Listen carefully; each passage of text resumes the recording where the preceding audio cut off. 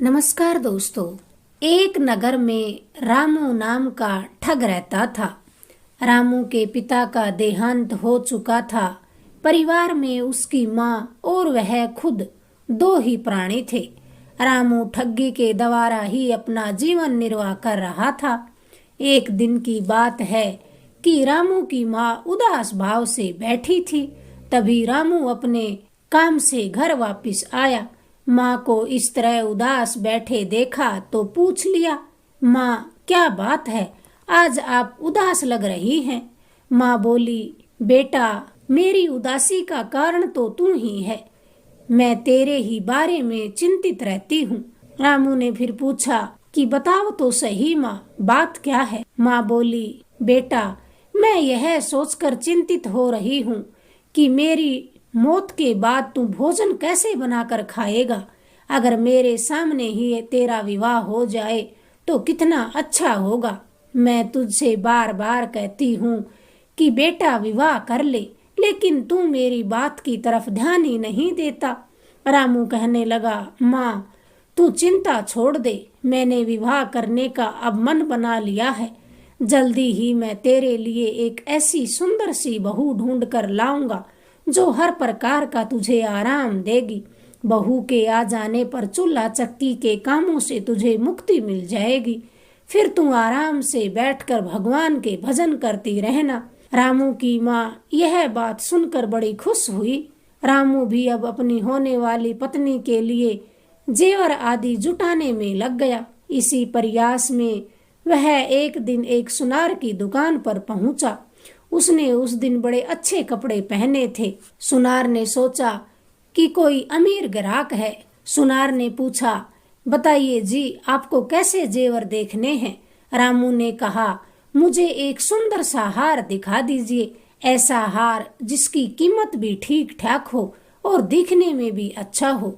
सुनार ने कहा, हाँ हाँ हाँ, मैं अभी आपको आपकी पसंद का हार दिखाता हूँ। सुनार ने फिर कई तरह के हार रामू के सामने रख दिए और कहा कि आप इनमें से अपनी पसंद का हार देख लीजिए।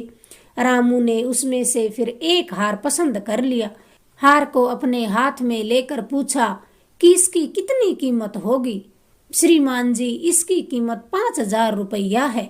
रामू बोला, यह हार समझो मेरा हुआ, जब तक मैं रुपए निकालता हूँ आप रसीद लिखकर मुझे दे दीजिए। अब सुनार रसीद बुक लाने के लिए अंदर चला गया। तभी योजना के अनुसार रामू की माँ ग्राहक बनकर वहीं दुकान पर पहुंची और शोकेसों में सजे दूसरे जेवरों को देखने लगी।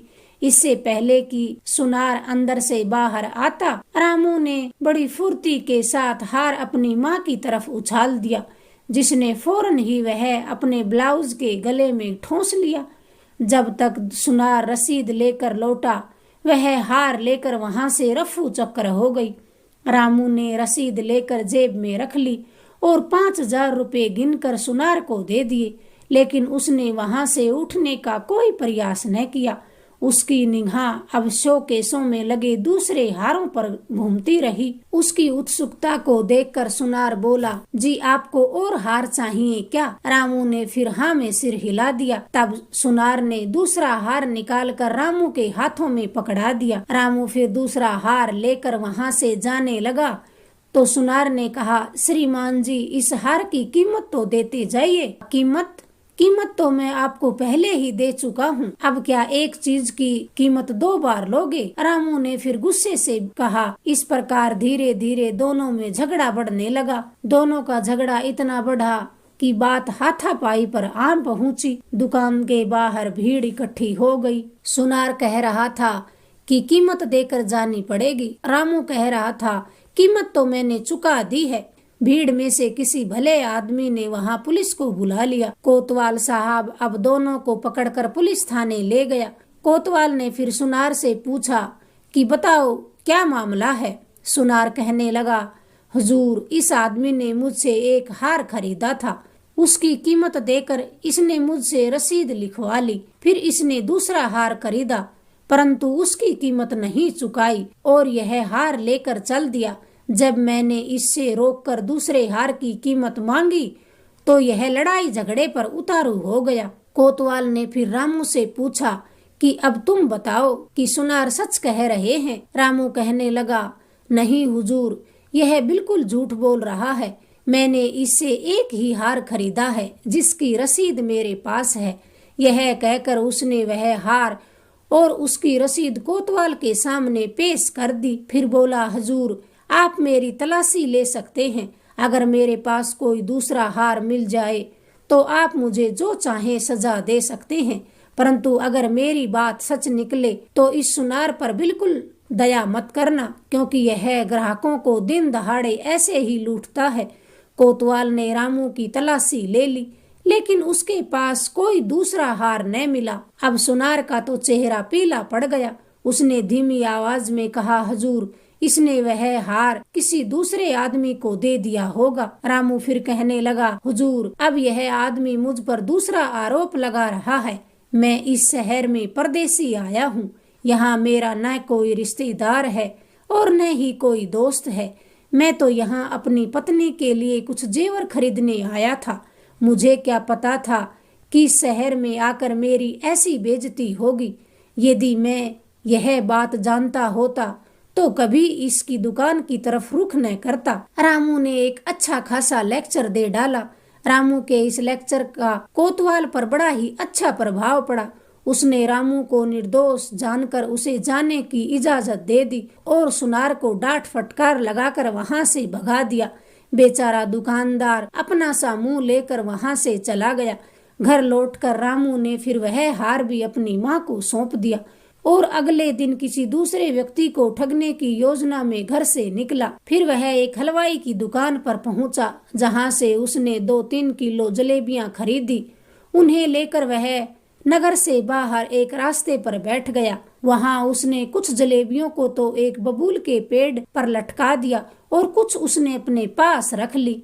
कुछ देर बाद उसे उसी रास्ते पर एक आदमी घोड़े पर बैठा आता दिखाई दिया। उसने अपने घोड़े पर अपना सामान भी रखा हुआ था। घोड़ा बड़ी अच्छी नस्ल का था।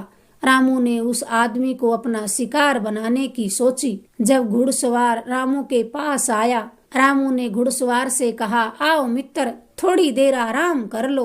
वह आदमी घोड़े से नीचे उतरकर रामू के पास आया तो रामू ने उसकी तरफ कुछ जलेबियां बढ़ाते हुए कहा, ये लो, कुछ फल खा लो, इनका स्वाद बड़ा ही अच्छा है। अजनबी व्यक्ति जब जलेबी लेने में झिझक करने लगा तो रामू ने एक जलेबी अपने मुंह में डाल ली और बोला, इसमें शर्माने की बात नहीं है भाई, निसंकोच होकर खाओ।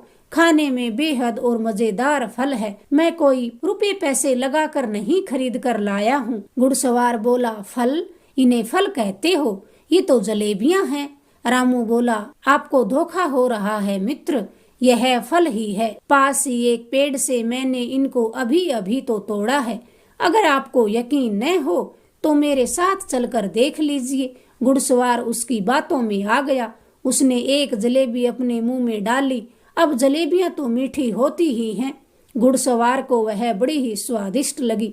वह बोला, ये तो सचमुच बहुत ही मीठी जलेबियां हैं, परंतु मुझे विश्वास नहीं हो रहा कि इसे तुमने पेड़ पर से तोड़ा होगा। रामू कहने लगा, मित्र, तुम तो बड़ा शक करते हो। आओ मेरे साथ, मैं तुम्हें वह पेड़ दिखा ही देता हूँ जिस पर ये फल लगे हैं। यह कहकर घुड़सवार को रामू बबूल के पेड़ के पास ले आया और उस पर अपने द्वारा लटकाई हुई जलेबियों को दिखाते हुए बोला, ये लो, देख लो भाई, अपने आँखों से लटके हुए फल। घुड़सवार अब लालच में आ गया। उसने घोड़े की लगाम रामू को पकड़ाई और यह कहकर कि तुम इस घोड़े को पकड़ो, कुछ फल मैं भी तोड़ लेता हूँ। इतना कहकर घुड़सवार बबूल के पेड़ पर चढ़ गया। बस फिर क्या था, रामू उछलकर घोड़े की पीठ पर जा बैठा। रामू ने घोड़े की पीठ पर 2-3 हंटर जमाए तो घोड़ा तूफानी रफ्तार से भागने लगा। घुड़सवार यह दृश्य देखकर बौखला उठा। वह तेजी से नीचे उतरा और पकड़ो दौड़ो की आवाज लगाता हुआ उसके पीछे भागा, किंतु घोड़े और आदमी का क्या मुकाबला हो सकता है। रामू शीघ्र ही उसकी निगाहों से अब ओझल हो चुका था। पीछे घुड़सवार आवाजें लगाता ही रह गया। आगे फिर रामू को रास्ते में एक बुढ़िया दिखाई दी जो अपनी जवान बेटी के साथ शहर की ओर जा रही थी। यह देखकर रामू का शैतानी दिमाग फिर से जाग गया।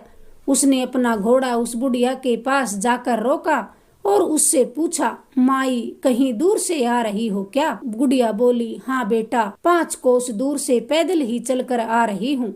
शहर में एक रिश्तेदार के यहाँ जाना है। तब तो जरूर थक गई होगी। आओ मेरे घोड़े पर पीछे बैठ जाओ, मैं तुमको जहाँ कहोगी वहीं छोड़ दूंगा। बुढ़िया बोली, नहीं बेटा, मैं तो नहीं थकी, मुझे तो पैदल चलने का अभ्यास है। हाँ, मेरी बेटी जरूर थक गई होगी, क्योंकि यह कभी इतनी दूर पैदल नहीं चली। इसलिए तुम मेरी जगह कुछ देर के लिए मेरी बेटी को अपने पीछे बिठा लो। रामू ने फिर उसकी जवान बेटी को अपने पीछे घोड़े पर बिठा लिया। बुढ़िया ने कहा, बेटा, तुम सचमुच एक नेक आदमी हो, वरना आज के जमाने में कौन किसकी यूं मदद करता है। जरा अपना नाम तो बता दो। रामू बोला, मेरा नाम जमाई राजा है। इतना कहकर रामू ने घोड़े को एक हंटर जमा दिया और घोड़ा तेजी से आगे की ओर भागने लगा। यह देखकर बुढ़िया चिल्लाने लगी, अरे जमाई राजा, रुको, मेरी बेटी को कहाँ भगाए ले जा रहे हो?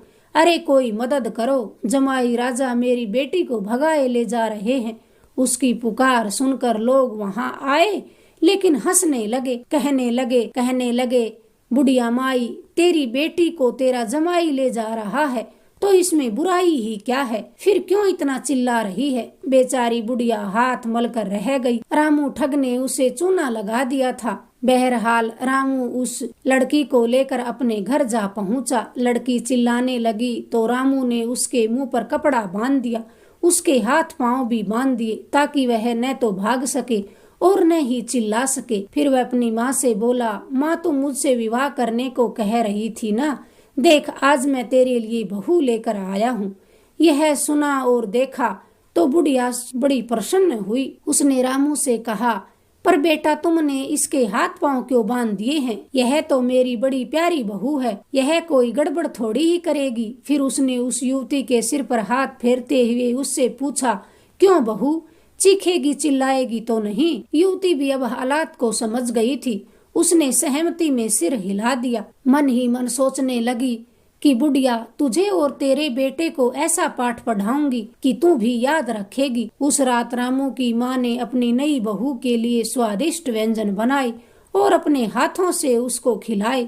अगले दिन रामू की तथा कथित बहू ने रामू से कहा, अजी सुनिए, अब तो मैंने भी फैसला कर लिया है कि मैं आपकी पत्नी बनकर ही इस घर में रहूंगी, पर ऐसा करने से पहले मुझे इस घर में जरूरी सामान इकट्ठा करना है। आप ऐसा कीजिए, बाजार से एक चक्की खरीद लाइए। मैं अपने हाथों से आटा पीसकर आपके लिए भोजन तैयार करूंगी। रामू उसकी बातों में आ गया और उसी समय चक्की लाने के लिए बाजार को चल पड़ा। जब उस युवती को यकीन हो गया कि रामू काफी दूर निकल गया होगा, तो उसने उठकर घर के अंदर का कुंडा लगा लिया। वह रामू की माँ के करीब आई और किसी चीते की तरह तेजी से उस पर झपट पड़ी।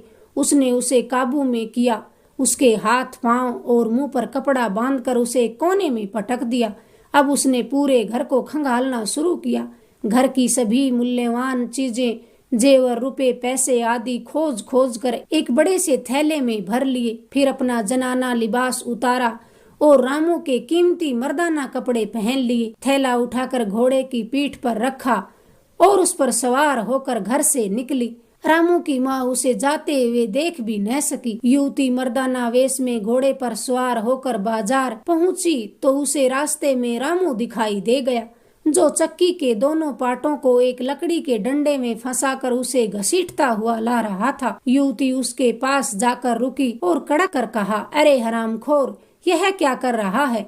इस चक्की के पाटों को सड़क पर घसीटकर सड़क को खराब कर रहा है। यह सरकारी माल है। ऐसा कहकर उसने 3-4 हंटर रामू की पीठ पर जमा दिए। हंटर की मार खाकर रामू दर्द से बिलबिला उठा और बार बार हाथ जोड़कर उससे माफी मांगने लगा। उसने युवती को बिल्कुल भी नहीं पहचाना। मर्दाना वेश में वह और कोई नहीं, मर्दाना वेश में वह उसे कोई बड़ा सरकारी अफसर समझ बैठा था। युवती को शायद उस पर रहम आ गया, इसलिए उसने हंटर समेटा और घोड़े को दौड़ाती हुई आगे निकल गई। अगर आपको ये कहानी पसंद आई प्लीज़ हमारे चैनल को लाइक करें, शेयर करें, सब्सक्राइब करें। धन्यवाद दोस्तों।